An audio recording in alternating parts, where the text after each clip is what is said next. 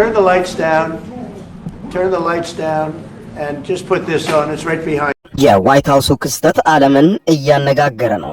የአሜሪካው ፕሬዝዳንት ዶናልድ ትራምፕ እና የደቡብ አፍሪካው አቻቸው ሲሪል ራማፎዛ በዋይት ሃውስ ውጥረት የተሞላበት መፋጠጥ ከቀናት በፊት ማሳለፋቸው አይዘነጋም።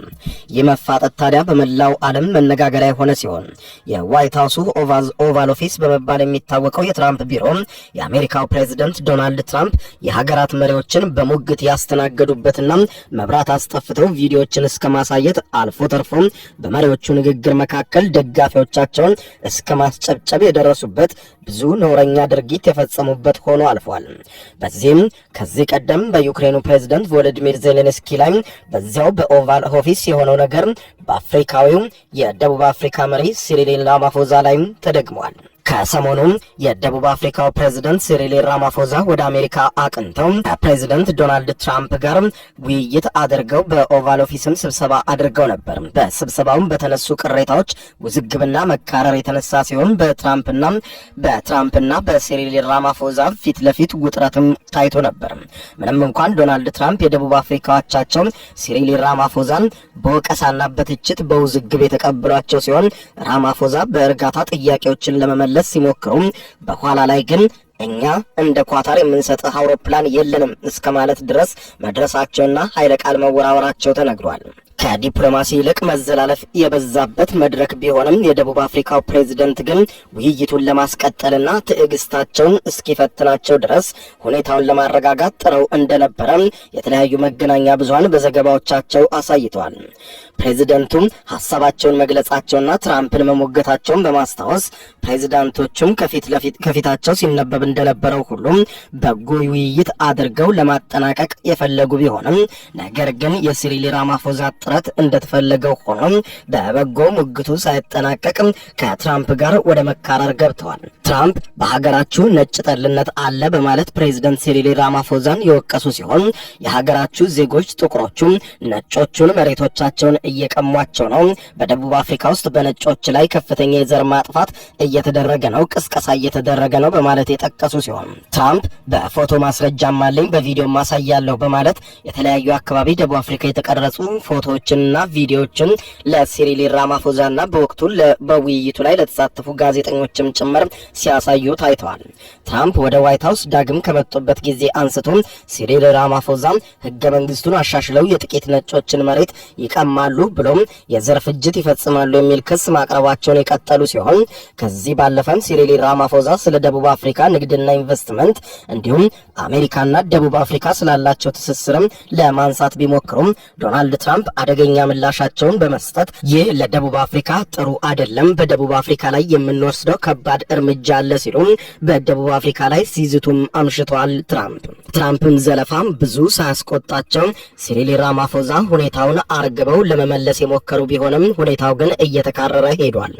በእኛ ህገ መንግስት አሉ ሲሪል ራማፎዛ የደቡብ አፍሪካው ፕሬዝዳንት በእኛ በደቡብ አፍሪካ ህገ መንግስት አነስተኛና ጥቂቶችን የሚወክሉ ፓርቲዎች እንዲኖሩ ፈቅደናል ያሉት ራማፎዛ ትራምፕ አሁን ያሳየኝ ቪዲዮዎችም ሆኑ ፎቶዎች ግን ተራ ወንጀሎች ናቸው። በሀገሪቱ ውስጥ እንዲሁም በብዛት የሚገደሉትና ወንጀል የሚፈጸምባቸው ነጮች ሳይሆኑ ጥቁሮች ናቸው። ነገር ግን ይህ ሆነ ተብሎ ፕሮፓጋንዳ ለመስራት የታቀደበት ነው ብለዋል ሲሪል ራማፎዛ። ንግግራቸውን ሲቀጥሉ ራማፎዛ በመሃል ዶናልድ ትራምፕ አቋርጠዋቸው ይገባሉ። ይሄውልህ ራማፎዛ አንድ ነገር ልንገርህ፣ ነጮች መሬቶቻቸውን እየቀማችሁ ነው፣ ነጮችን እያሳደዳችሁ ነው፣ ነጮችን እየገደላችሁ ነው፣ ነጭ ገበሬዎችንም ትገላላችሁ። ያንን ሲያደርጉ ደግሞ አንተም ሆነ መንግስት ምንም እርምጃ በጥቁሮቹ ላይ አልወሰድክም። ለዚህ ደግሞ ጥቁሮቹ ሲደግፉም አይቻለሁ። ስለዚህ ይህ ነገር እንዲቀጥል አልፈቅድልህም በማለት ነበር የገለጹት። ፕሬዝዳንት ሲሪል ራማፎዛ አሁንም ትዕግስታቸውን አሰባስበው ሁኔታቸውን ለመመለስ ሞክረው ነበር፣ ግን አልሆነም። ትራምፕ ደግሞ ንግግራቸውን ሲያቋርጣቸው ታዩ። ራማፎዛም የበላይነት ያለው እንዲያውም የነጭ ነው፣ ጥቁሮች መሬታቸውን ተነጥቀዋል፣ ጥቁሮች የሚያመርቱበት የላቸውም፣ ነገር ግን የሚታየው ወንጀል ነው፣ ይህ ደግሞ በሀገሪቱ የተንሰራፋ ወንጀል ነው። የደቡብ አፍሪካ ወንጀል ይታወቃል። ያንን ለመቀነስ እየሰራን ነው ቢሉም አሁንም ትራምፕ ያቋርጧቸዋል።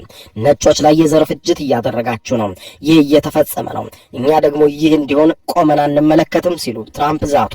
በውይይቱ ወቅት ችግሩ መፈታት አለበት፣ ካልሆነ ግን ደቡብ አፍሪካ ያልቅላታል ሲሉ ያስጠነቀቁት ዶናልድ ትራምፕ ደግመው ያንን ቃል ደገሙት። ይህ ችግር ካሁኑ መፈታት አለበት። ነጮች በደቡብ አፍሪካ ውስጥ ተከብረው ካልኖሩ ያን ጊዜ ደቡብ አፍሪካ ያልቅላታል ሲሉ በድጋሚ በፕሬዝደንቱ ፊት ደቡብ አፍሪካ ላይ ሲዝቱ ትራምፕ ታዩ። በተለያየ ምክንያት ነጮች እየተገደሉና እየተቀጠፉ የነጮች ደም እየፈሰሰ ልናንችልም አሉ ትራምፕ። በዚህም እንዴት እንደምታብራሩት አላውቅም። ነጮች መሬታቸው እየተወሰደና እየተገደሉ እናንተም በጥቁሮች ላይ እርምጃ የማትወስዱ ከሆነ እናንተም ያልቅላችኋል ነበረ የሳቸው ዛቻ። ራማፎዛ በበኩላቸው ያም ሆኖ ግን እየተጋፈጠን ያለነው ካለፈው ጊዜ ጋር ነው፣ ለህዝብም ጥቅም ሲባል የእርሶ መንግስት መሬት የመውሰድ ስልጣን እንዳለው ማለት ነው ሲሉ ማብራራታቸውን ያነሱት ዘገባዎቹ አሜሪካ የደቡብ አፍሪካ ቁጥር 2 ግዙፍ የንግድ አጋር እንደመሆኗ ትራምፕ በንግዱ ዘርፍ ጫና መፍጠር ቢችሉም የደቡብ አፍሪካ ቁጥር 1 የንግድ አጋር መሆኗ እንዲሁም ደቡብ አፍሪካ በብሪክስ አማካኝነት ወሳኝ አባል ከሆኑ ሀገራት መካከል አንዷ እንደመሆኗ ፕሬዝደንት ትራምፕ በንግድና ኢኮኖሚ ዘርፍ ደቡብ አፍሪካ ላይ ያን ያክል ጫና ላይፈጥሩ እንደሚችሉ ከወዲሁ ቢጠቆምም የራማፎዛ የብስጭት ውይይት ግን በዚህ አልተቋጨም። ራማፎዛ ብስጭት ባዘለው ፊታቸው ፈገግ ለማለት እየሞከሩ ትራምፕ ከቀናት በፊት ለመካከለኛው ምስራቅ ሀገራት ጉዞ ባደረጉበት ወቅት በኳታር ከኳታሩ ንጉስ 400 ሚሊዮን የአሜሪካን ዶላር በላይ የሚያወጣ ግዙፍና ቅንጡ አውሮፕላን በስጦታ ተበርክቶላቸው እንደነበር አስታውሰው ትራምፕ አሉ ፈገግ እያሉ እኛ እንግዲህ የምንሰጠህ አውሮፕላን የለንም ሲሉ ነበረ ንግግራቸውን የቋጩት። ትራምፕ በደቡብ አፍሪካ ተበሳጭተዋል፣ ያልቅላችኋል ሲሉም ዝተዋል። ለመሆኑ በቀጣይ ምን ይሆን? ይህ በርካታ አፍሪካውያንን ያስቆጣ ዜና ሆኗል። አድማጮች ለሰዓቱ ያስኩላችሁ አጭር መረጃ ይህንን ይመስል ነበር። ከሰዓታት በኋላ በሌላ መረጃ ተመልሰን እስከምንገናኝ በያለንበት የዓለም ዳር ቸር እንቆይ።